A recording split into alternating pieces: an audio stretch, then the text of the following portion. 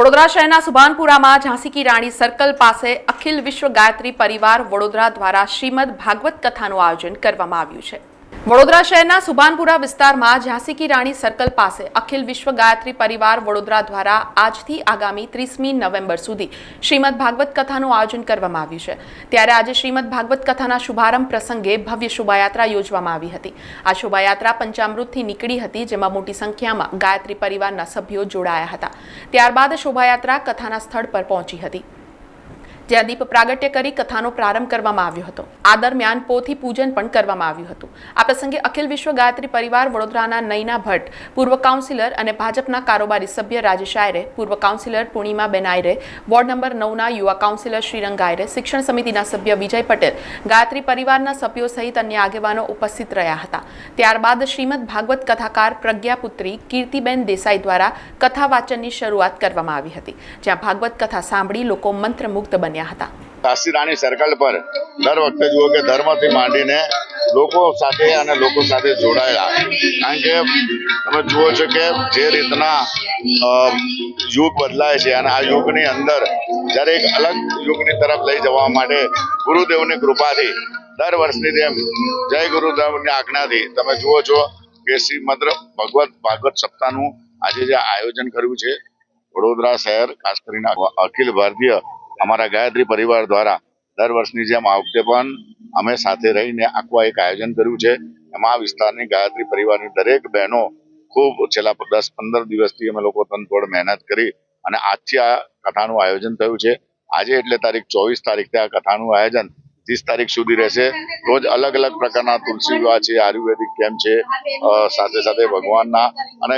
ગર્ભ સંસ્કારથી મને બધા જ જાતના સંસ્કારો પણ એ આપવામાં આવશે। તો આ વડોદરા શહેરના તમામ લોકોને, ખાસ કરીને ગાયત્રી પરિવારના દરેક બહેનોને અમારા દ્વારા અને ગાયત્રી પરિવાર સુભાનપુરા પંચામૃતથી અમારા ત્યાંના સૌ લોકોએ આમંત્રણ છે।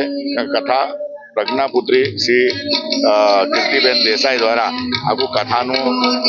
અહીંયાથી આયોજન કરવામાં આવશે, એમના દ્વારા કથા મૂકવામાં આવશે અને દરેક લોકોએ તમે જુઓ છો કે આ વિસ્તારની અંદર સૌથી મોટો યજ્ઞ પણ તમે જુઓ છો કે અમારા દ્વારા અને ગયા વખતે પણ અને આજે પણ દર વર્ષે પણ આ જ રીતના ગાયત્રી પરિવારના યજ્ઞો થાય છે। ગાયત્રી શ્લોક બોલવાથી તમે હર હંમેશા સુખી થાવ છો અને એના માટે જ ભાગવતમાં પણ લખેલું છે અને એના માટે જ આજે મોટી સંખ્યાની અંદર હવે બહેનો અહીં આવે છે અને દર વખતની જેમ આજે પણ ભગવત, તો આપ સૌને પણ અમારું સાઈનાથ એજ્યુકેશન સાથે સાથે અમારા વિસ્તારની તમામ ગાયત્રી પરિવારની બહેનો દ્વારા આમંત્રણ છે। જે આજનો સમય છે એટલો બધું દુરાચાર, પાપાચાર, હત્યાચાર એટલું બધું વધી ગયું છે, એના માટે અખિલ વિશ્વ ગાયત્રી પરિવાર દ્વારા આવું અદ્ભુત અલૌકિક શ્રીમદ ભાગવત કથાનું અમે અહીંયા જબરજસ્ત લોકોના હૃદય, મન, અંતકરણની અંદર ગુરુદેવના અને શ્રી કૃષ્ણ ભગવાન, જગતગુરુ શ્રી કૃષ્ણ ભગવાનના દિવ્ય અનુદાન, વરદાન અને સુમધુર એમના જે જીવન લીલા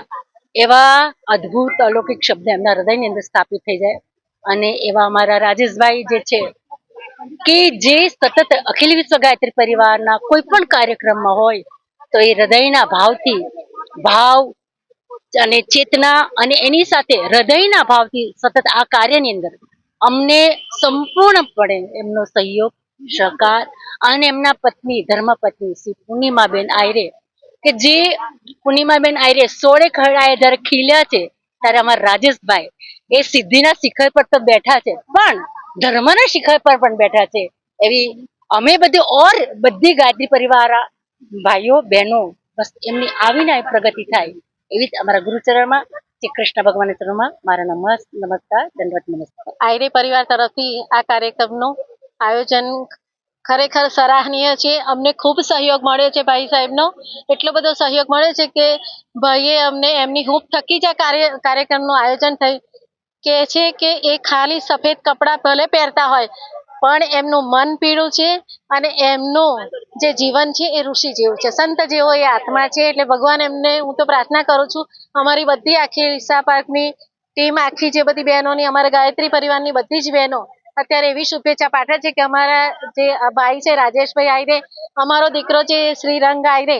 એ પણ ખૂબ કાર્ય કરે અને ખૂબ ભગવાન એમને શક્તિ આપે. સમાચારોના સતત અપડેટ માટે TNN ન્યૂઝને YouTube પર સબસ્ક્રાઇબ કરી બેલ આઇકોન પ્રેસ કરો અને અમારી સાથે જોડાયેલા રહો Facebook, Instagram અને Twitter ઉપર.